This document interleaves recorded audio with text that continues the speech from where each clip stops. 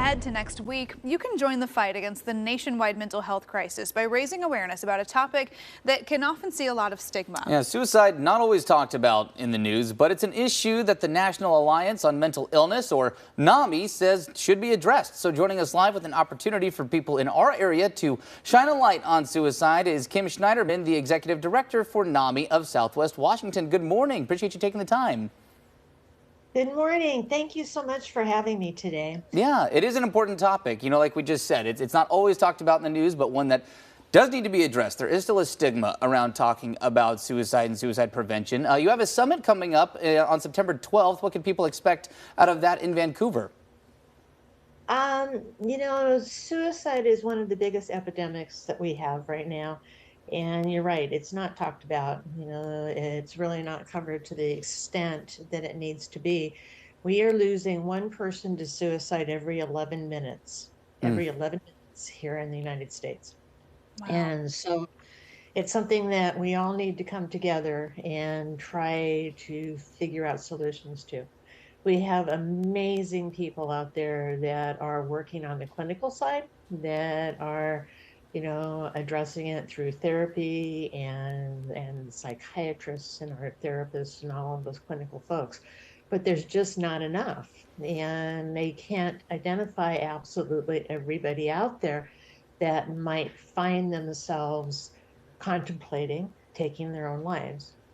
The best way to do that is for those of us and our loved ones that we see those changes, that we see the things that may indicate that they're struggling with something, and that we can identify that, let them know that we are there for them, and then find the solutions out there with the clinical folks. So our goal with the Suicide Prevention and Awareness Summit is to bring together various folks that are out there that have, the ability to help these folks, and let the community know who they are, how to access them, how to help their loved ones. So we are going to bring in people from the VA, from veterans organizations, from people that are addressing suicide in the construction industry, which is its #1 killer of folks that are in the construction industry. Wow. And youth suicide. We're going to bring in all of these folks, have them set up tables with information and tools, and then address this in a way that, even as disturbing a subject as it can be, in a way using Frank King, who is a comedian that speaks about mental health and suicide. He's amazing. Yeah. We're going to bring in Magenta Theater, which is our local theater here in town, to bring some music into the event.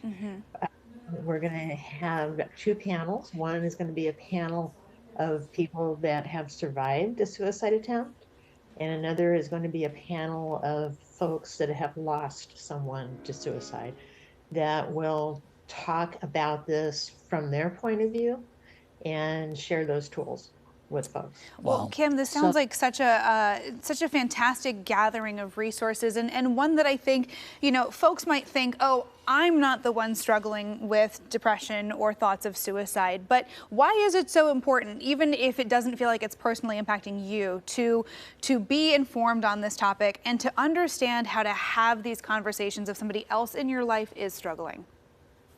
It's important because when you look around at all the people that we know, of course, in my line at NAMI, we hear from a lot of folks that have dealt with this issue. But if you look around at all the folks that you know, then somebody that you personally are touched by is probably struggling with some of these thoughts. And just to let folks know that, it's okay to feel bad sometimes. And if you need help, there's help out there, and I will walk beside you.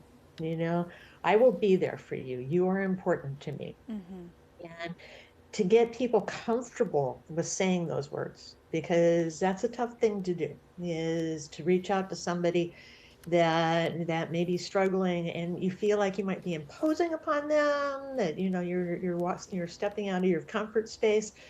But we need to be able to get out of that comfort space. We need to be able to let the people around us know that we care about them and that they have a purpose in life, and that it's important that they stay with us.